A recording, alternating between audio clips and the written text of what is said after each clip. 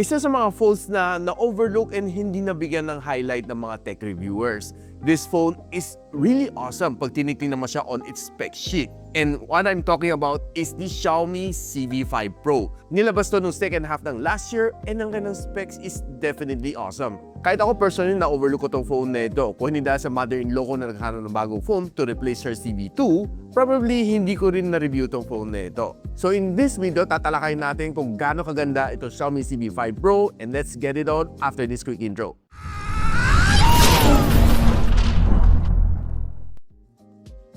So makita mo itong box ni Xiaomi Civi 5 Pro, it's long and almost the same sa Xiaomi 17 Pro and 17 Pro Max. This is one of the phones na co-engineered with Leica with a very budget-friendly price point.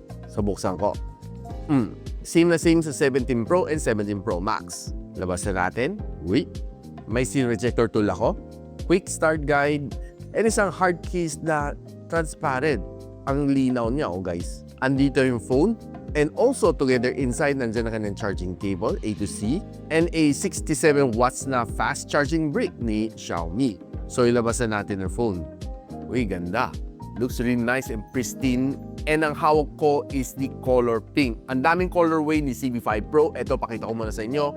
Na magugulat ka sa kanyang presyo. Ito, Xiaomi Civi 5 Pro na may 12 gigs of RAM and 256 GB of storage is currently selling at around nasa 26,000 pesos. And pag nag-promo to, this one can go below 23,000 pesos. And take note guys, Leica sumilox na lahat ng lenses dito sa likod. And ang ganda na ng performance. As early as now, sinasabi ko na sa inyo. Now, if you want to know kung saan siya pwede mamili, I'll post the official links on the description box below, or just simply click yung YouTube shopping link para ma-redirect kayo sa mga recommended and mga legit na shops na personally nakabili na ako and hindi mga scammers. Kasi ang daming loko-loko ngayon na nabebenta, mag-ingat kayo sa mga scammers. Tingnan nyo guys, so ang baba ng kanyang presyo. Hindi siya kababa po ng sale, and nandyan lang yan sa link ko on the description. Now, one of the things na magugustuhan mo talaga dito sa kanya is magaan siya. At around mga 180 grams, this phone is definitely lightweight. What I like dito sa kanya is matte finish ang kanyang likod and medyo magaspang kunti pero maganda ang kanyang grip. And ang likod niya is made out of glass, ang kanyang side is aluminum frames, quad-curved ang kanyang display and definitely very thin ang kanyang bezel, and double punch hole ang kanyang front-facing camera. Pagdating sa design factor, this is more of a compact na flagship smartphone, and I simply love how it feels on my hand. So kung gusto mo makita ang full spec sheet nitong Xiaomi Civi 5 Pro, ito, share ko sa inyo. Now, when we talk about flagship level phones, one of the first thing na tinitingnan ko is yung kanyang performance. Okay na okay ang kanyang performance, definitely very smooth. And probably I would say buttery smooth ang kanyang performance. Noong unang labas nito last year, it was running HyperOS 2 inside Android version 15. And right now, naka HyperOS 3 na siya inside Android version 16. So updated.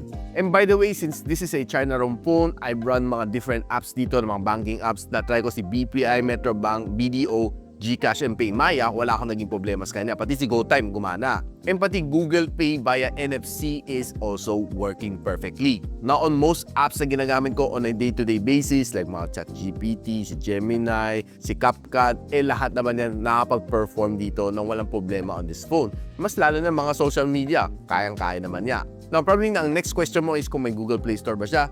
Ito guys, madali lang mo siya i-install. Punta ka lang sa Get Apps, type mo na Google Play Store, update, and you're done. Ganun lang siya kadali. Now, probably one of the good reasons kung bakit mabilis itong phone na ito is that it's being powered by the Qualcomm Snapdragon 8S Gen 4. Hindi naman siya yung mga tipong 8 Elite Gen 5 na sobrang powerful, pero it's powerful enough to power you through the day without any problem. Where in fact, nakakuha ko ng 2.3 million points dito sa Antutu benchmark. Para sa akin, sa kanyang presyo, solid na siya.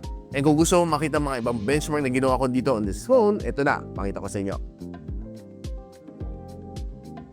Now, I know ang dami sa inyo nakabili ng Civi 4 Pro from last year, and it's one of my recommended phone back then. Maganda ang kanyang camera, it was able to perform really good, pero ang kanyang battery is smaller at 4,700 na lithium ion. Pero this time around dito sa CV5 Pro, pinalaki na niya ang kanyang battery without even adding weight. Almost same weight lang sila at 180 grams, pero this time around 6,000 mAh na ang kanyang battery size, which is a huge upgrade kasi silicon carbon na ang ginamit ni Xiaomi dito. And it maintains a 67 watts of fast charging, so definitely wala ka problema when you're always on the go. Mabilis kumarga ang phone na ito.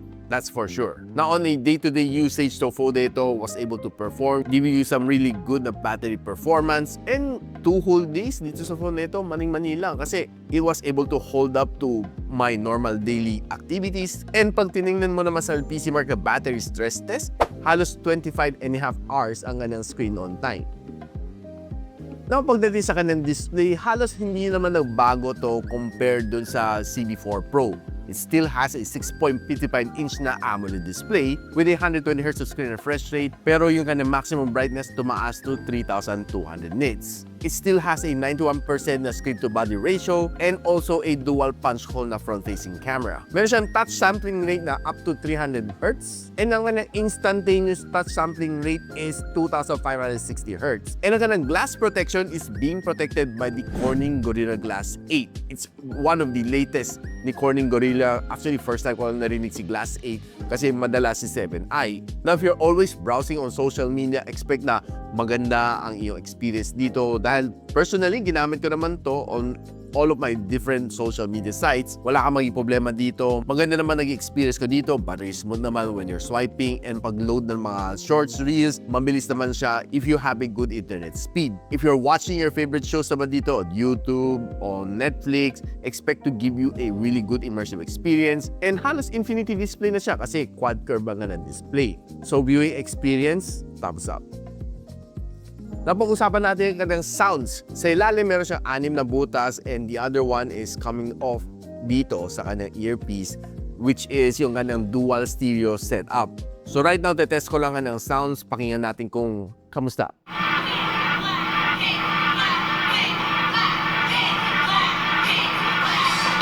Honestly, okay ang kanyang sounds, above average for me, pero hindi niya kaya mag-level up sa mga Xiaomi 17, 17 Pro na sound experience.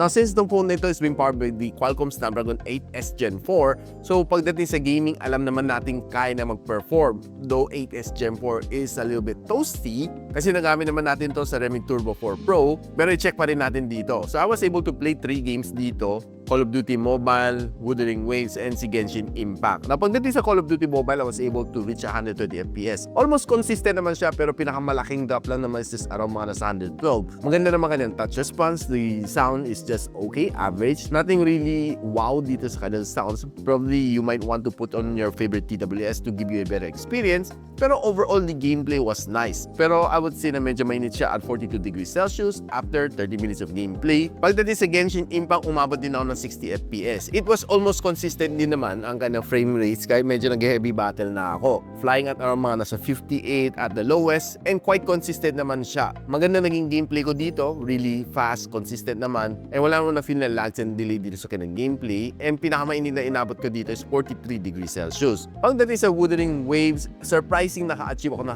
120 FPS. Pero on most part ng game ko during battle nagda-drop siya as low as 60. So kalahati lang. So, probably hindi ba siya optimized. Personally, I think dahil nilagay ko siya sa high graphical settings, siguro kailangan ko ibaba sa medium graphical settings with a high frame rate para malaro ko siya at a minimal frame drops. Pero overall, yung gameplay, medyo nafe-feel ko nga yung drops and lags pag medyo heavy na yung battle. Okay naman ka ng touch response, walang naging problema habang nag-adventure. Pero noticeable nga talaga yung kanyang drops. And ito na yung pinakamainin na na-achieve ko on all of the games na nalaro ko at 47 degrees Celsius, which is toasty. Pero kahit mainit naman siya, you can always use a game cooler para mas mabilis na lumamig ng iyong smartphone if you're playing games. Now ngayon, pag-usapan na natin probably the highlight dito sa phone na ito, which is yung kanyang camera. Yung kanyang tatlong camera module dito is being powered by Leica na Sumilux lens. Starting off with yung kanyang main camera sensor, which is a 50MP na OmniVision OV50 Live Fusion 800. Ang kanyang ultra-wide lens is a 12MP na OmniVision OV13B10. And yung kanyang telephoto lens is a 50MP na Samsung S5 KGN5. kaya na mag-shoot up to 4K and 60. Yung nga harap is a 50MP na Samsung S5K GNP, which can also give you a 4K and 60 na video quality. Actually, ilang araw ko na hinahanap kung ano yung kanyang second lens dito, and wala akong makita. Kahit sa kanyang official site, hindi niya dineclare kung ano nga may kanyang second lens dito, which makes this a dual punch hole. Sa CV4 Pro, yung kanyang second is a ultra-wide lens, which is 32MP, pero dito sa CV5 Pro, hindi dineclare ni Xiaomi. So, unknown. Napakita ko sa inyo mga samples na na-capture ko dito on this phone. Starting off always with some outdoor shot, lalo sa mga greens. Na makita natin, maganda ang kanyang output. And honestly, really nice. Though it's a little bit saturated, pag titingnan mo mabuti, ito kanyang mga shots dito. Very simple, pero ang ganda lang kanyang datingan. And you're trying to capture mga scenery like this one, maganda. Makita mo yung mga cloud details niya, maganda rin. Kahit medyo gloomy, it's still okay. Kung mahilig ka sa mga building shot like this one, okay, makita mo talagang sharp na sharp ang mga photos. And tinry naman natin laruin ng kanyang ultra-wide lens. I was able to zoom it up to 10 times zoom and still get a really nice digitally zoom na shot. By the way, ang telephoto lens, it can give you a 2.5 times the optical zoom. And by the way guys, meron siyang super moon mode dito which can let you zoom up to 60 times zoom if you're trying to take a shot dun sa moon. And pagdating sa kanyang camera, you can set either you go for Leica Vibrant or you go for Leica Authentic. Pero mas recommend ko ang Leica Vibrant. Napagdating sa indoor, nilaro ko rin kanyang ultra-wide lens and I was able to zoom it all the way up to 60 times zoom. And look at the clarity nito, mga words na ito, still intact, and I was surprised na it's still really good. It's not just readable, pero maganda ang kanyang pagka-render dito. Kahit digitally zoom, okay na okay pa rin siya. For me. Na kung medyo nasa low light ka na room, okay na okay pa rin siya. It was able to take me some really nice mga subject photos. Really good. Ito ng camera. Mabilis siya mag-focus, walang naging problema. And going inside the Nike store, tinry ko rin mag-take ng mga photos, a lot of random photos. I was happy with the result kasi almost all of the shots dito sa akin, wala akong napansin na sumablay. Pag zoom mo ang mga details nitong sapatos na ito, talagang kitang-kita mo lahat ng details niya. Kahit mga stuffed dolls na kinuha natin sa mini sole, really good. Sharp ang mga photos. Pati mga bulaklak on indoor, looking great as well. Now, one good thing to brag about dito sa phone nito is the front-facing camera. It has improved over sa CV4 Pro, which personally na-experience naman natin and na-review naman natin siya previously. And yung mga outdoor shot na nakuha natin under direct sunlight is really good. Sharp na sharp naman ang mga photos. Makita mo talaga mga blemishes sa iyong mukha. And it's really good, no, na it was able to render something like that. Kahit pumasok ka on indoor low light, preserve pa rin ang mga shots na nakuha ko dito. Hindi siya naging soft kahit low light using the front cam. And here's a quick video using the front-facing camera.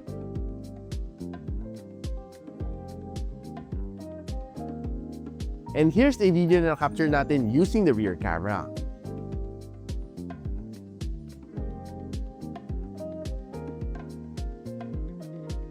Now guys, ano masasabi ko dito sa CV5 Pro? Honestly, I was surprised that it's good. Really good to be exact. Given a kind of price point na sa 26,000 pesos, it can go even further lower to 23,000 pesos kung naka-sale siya. Talagang feature-packed tong phone na ito. What I like dito sa kanya is yung kanyang camera performance is definitely good. Nag-improve siya compared sa CV4 Pro. And I would say na it can perform even better than the Xiaomi 15T. And ang meron nito is a Leica Summilux na lens. So, alam mo na, pag Leica. Probably I would say that one of the cheapest na phone na may Leica lenses from Xiaomi. Overall form factor is definitely good. Probably the only cons na nakita ko dito on this phone is that 4G plus lang ang maximum na kaya na i-achieve for Globe and Smart. Dahil 5G SE itong phone na ito.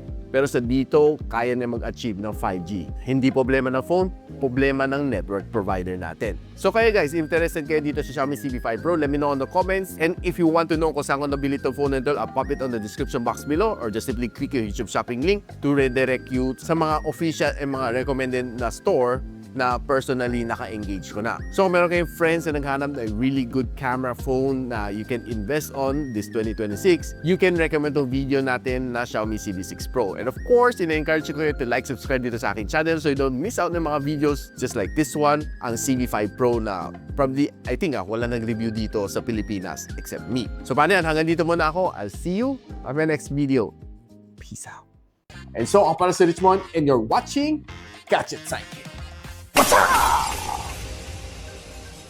like and subscribe to my channel. Don't forget to hit that notification bell. For one of my latest uploads, click the dito. And for one of my popular uploads, click here.